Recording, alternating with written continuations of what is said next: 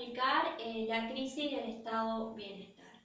En el 1930 al 1966 se llevaron a cabo en Argentina 5 golpes de Estado por las fuerzas militares que se intercalaron con regímenes políticos de diferentes tipos y los cuales eran democráticos.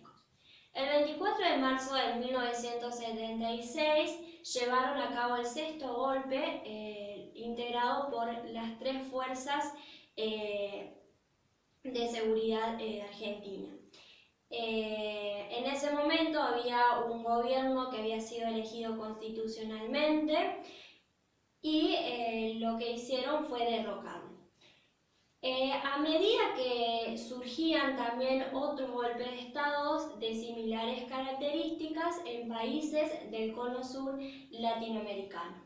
Los organismos de los derechos humanos calcularon que hubo alrededor de 30.000 desaparecidos, hasta ese momento personas de las cuales desconocían su paradero. Las personas que eran desaparecidas, torturadas, secuestradas y aniquiladas permanecieron en alrededor de 340 centros clandestinos que estaban distribuidos en distintos puntos del país. El autominado proceso de reorganización nacional, que se extendió de 1976 al 1983, persiguió 3 grandes objetivos. Uno de ellos era liberar la economía, el otro era desarticular el Estado intervencionista, que en ese momento el principal motor que tenían era el peronismo, y lograr el disciplinamiento social por medio de la represión que contó con el apoyo de la cúpula de la Iglesia Católica Argentina. A mediados ya de la década del 70, el Estado benefactor a nivel internacional comenzó a presentar signos de agotamiento por el aumento del petróleo, lo cual provocó que se dé un nuevo fenómeno. Y para poder salir de esta crisis, el Estado tenía que tener una participación más activa. Ya en el 1970 al 1975, el país entró en un periodo de estancamiento, de desinversión, de desindustrialización, debido a que el PBI argentino creció una tasa promedio del 4,4% anual. Hubo 3 grandes gobiernos que administraron esta crisis del país y los cuales aplicaron diferentes políticas para dar surgimiento a un nuevo Estado que va a ser conocido como POT social. Estos gobiernos fueron el gobierno peronista, el gobierno militar y el gobierno radical. Estos gobiernos lo que hicieron fue priorizar la función política de la educación en detrimento de su papel económico. El desempeño que cada uno de los gobiernos mencionados anteriormente tuvieron en la educación fueron: de 1973 a 1974, la educación para la liberación. En este periodo, la educación fue concebida como un mecanismo eficaz para la distribución de los bienes económicos y las oportunidades sociales. El papel de la educación como derecho social recuperó la centralidad, reemplazando la concepción desarrollista en la formación de los recursos humanos. Se llevó a cabo el Plan Trienal 74-77, que priorizó la expansión del nivel primario y la educación para adultos. Para llevar a cabo estas políticas, procuraron complementarlas con un conjunto de estrategias sociales, alimentarias y sanitarias. Después de la muerte de Perón, marcó el inicio de una época en la cual el objetivo central de la política educativa se constituyó en torno a la necesidad del reordenamiento social. De 1974 a 1983 estuvo la educación para el orden. En este periodo, los objetivos principales del gobierno fueron el restablecimiento del orden y la seguridad, la modernización del país mediante la reforma del Estado, y la vigencia del mercado como mecanismo regulador. También el saneamiento moral mediante luchas contra la corrupción y la especulación, y la reforma del sistema educativo para que transmitiera normas y valores que mantenieran la vigencia del modelo autoritario. La educación brindó el orden social necesario para que pudieran llevarse a cabo estas transformaciones. En este periodo, el rol político de la educación consistía en que el rol y la disciplina se convirtieran en funciones mucho más importantes que el proceso de enseñanza-aprendizaje.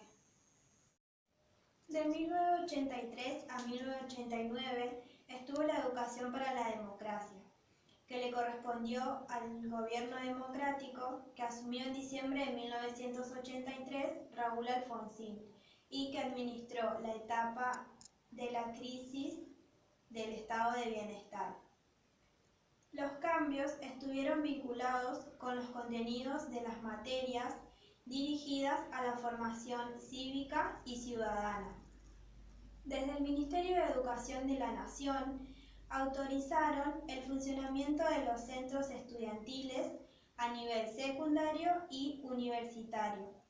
Además, reincorporaron docentes que habían sido despedidos en el modelo autoritario. La forma de evaluar también se modificó, ya que antes lo hacían a escala numérica y ahora pasaron a la conceptual. Los planes de estudios también fueron modificados, posibilitaron el ingreso a las universidades y normalizaron las universidades públicas. La educación en la última dictadura cívico-militar de 1976 a 1983. Los sectores cívico-militares que ocuparon el poder en Argentina el 24 de marzo de 1976 sostenían que el país se encontraba en crisis a causa de que la sociedad se había desordenado. Por eso se propusieron reordenarla dándole el nombre de Proceso de Reorganización Nacional. Los instrumentos que se utilizaron formaron parte de un proyecto político basado en el terrorismo de Estado, el estado de sitio, prohibieron el accionar de los sindicatos y de los partidos, la represión de la sociedad, el abuso de poder y la sumisión de la justicia. Este reordenamiento político estuvo acompañado de un reordenamiento económico en el cual se produjo un proceso de desindustrialización y concentración económica. Este surgimiento también provocó causas en el sistema educativo. La estrategia represiva, los grupos que apoyaban a la dictadura trataban al Estado anterior de ser subversivos, violentos, demagógicos, populistas, y tenían por objetivo llevar a cabo un plan represivo a través de las fuerzas de seguridad para devolverle al país la paz y la tranquilidad. Y el sistema educativo iba a ser su lugar privilegiado para su puesta en acción, ya que provocaron la desaparición de docentes, de estudiantes, de investigadores a través de castigos como el exilio, la excarcelación por motivos ideológicos. Y también se llevaron a cabo todo lo que fue despidos y también puesta a disponibilidad. Se dio el cierre de instituciones o de carreras universitarias, se dio también la quema de libros. La aduana se volvió más dura, más estricta debido a que debía controlar todos los escritos que ingresaban a los institutos escolares. La literatura infantil también fue prohibida, también se llevaban a cabo reuniones donde se convocaban a docentes y a directivos a salir de la indiferencia, se los invitaba a velar por la patria y entregar a aquellos compañeros que utilizaban bibliografías que estaban prohibidas. También a los padres de los alumnos se les pedía que controlaran todo el material de escolaridad y que vieran qué actividades hacían, que prestaran atención a qué conversaciones tenían los niños. También durante la dictadura los eventos culturales como el rock y los recitales eran considerados subversivos, por lo tanto estaban completamente prohibidos, y si las fuerzas de seguridad consideraban su culpabilidad, llevaban a cabo lo que era la represión.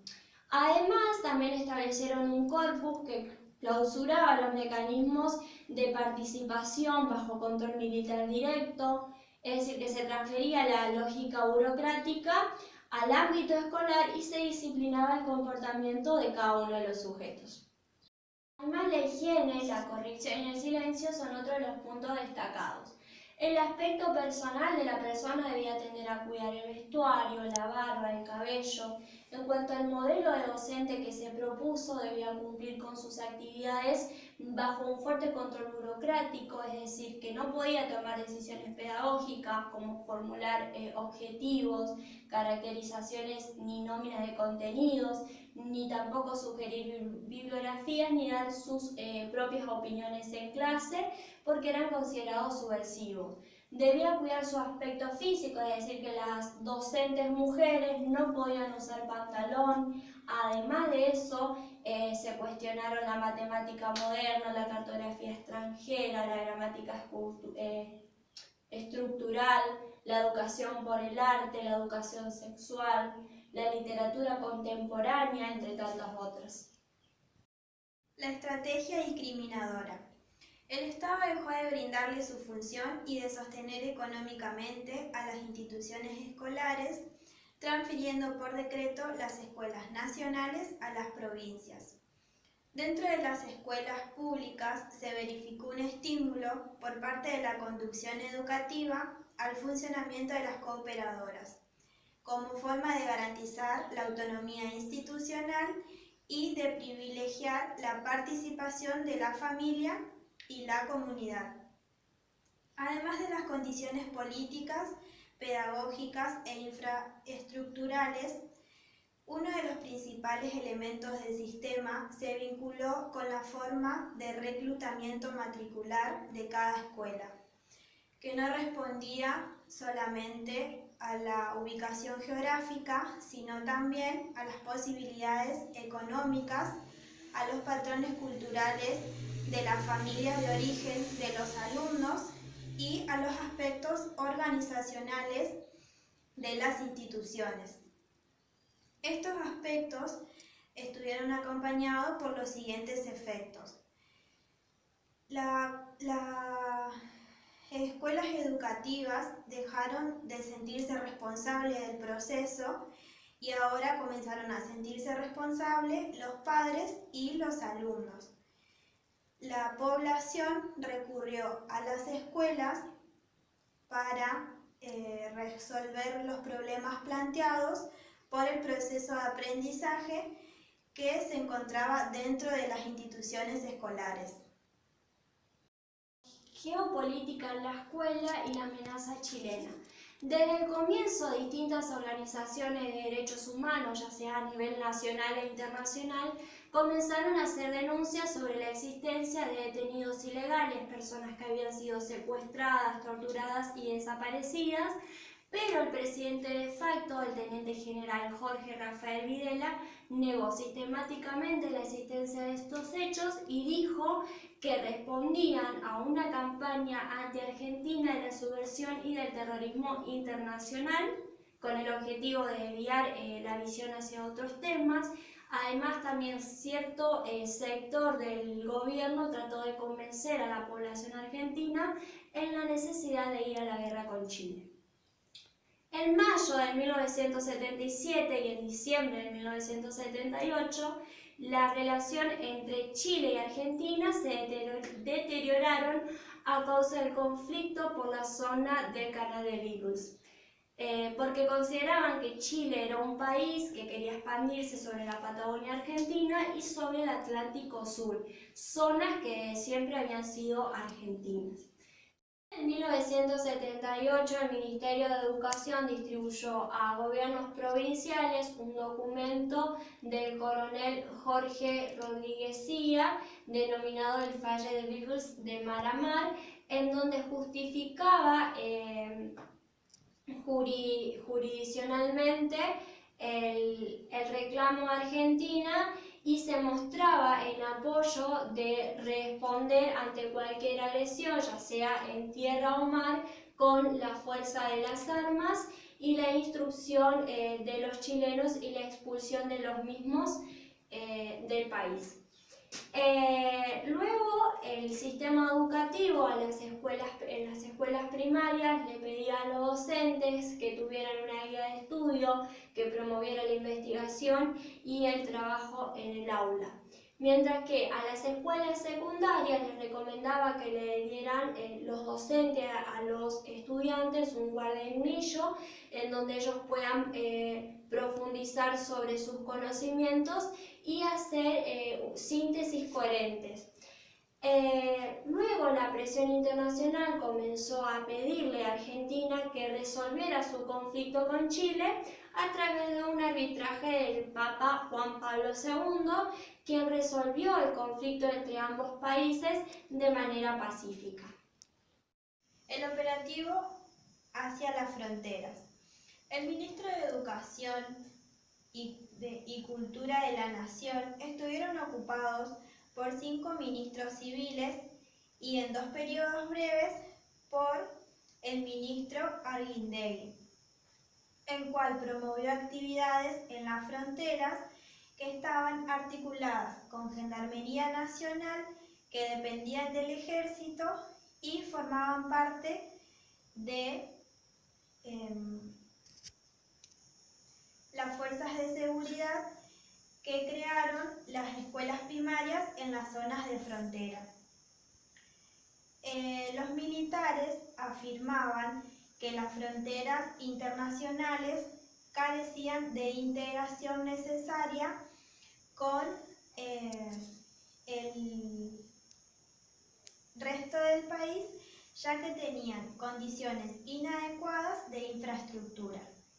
En 1977, el presidente Videla invirtió dinero para realizar acciones culturales, en donde llevó libros, recitales, conciertos, películas, y en agosto de 1979, el Consejo Federal de Educación, con el de Cultura y el secretario, anunciaron que se habían abierto 25 centros culturales en las fronteras.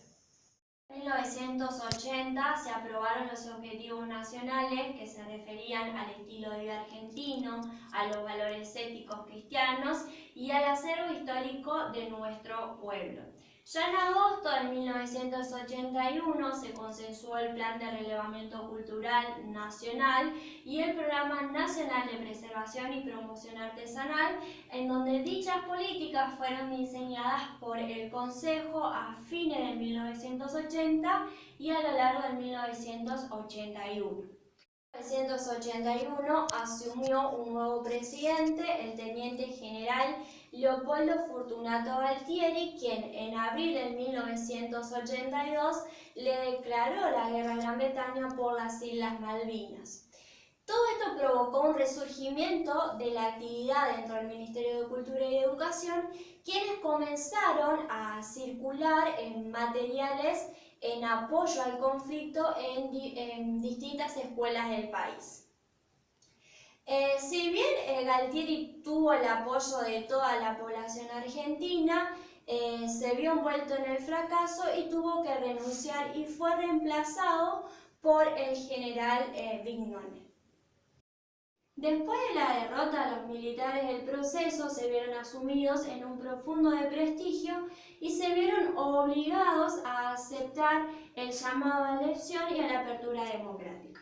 El ministro de Educación Lisiardo y el encargado de Cultura Gancedo permanecieron en sus puestos hasta el fin de la dictadura sin poder realizar demasiado y gestionando con presupuestos cada vez más bajos.